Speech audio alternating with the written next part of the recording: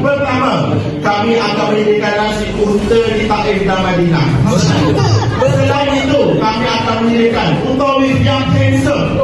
Musim panas, cuti sekolah yang penting, semua anak berpuasa sebulan Ramadan di Mekah dan juga Madinah. Itu kita akan buat.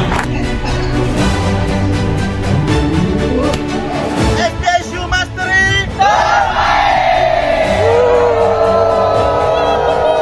Semua 6 biji tadi. Memang kata sikit. Laluan biji tak cari dalam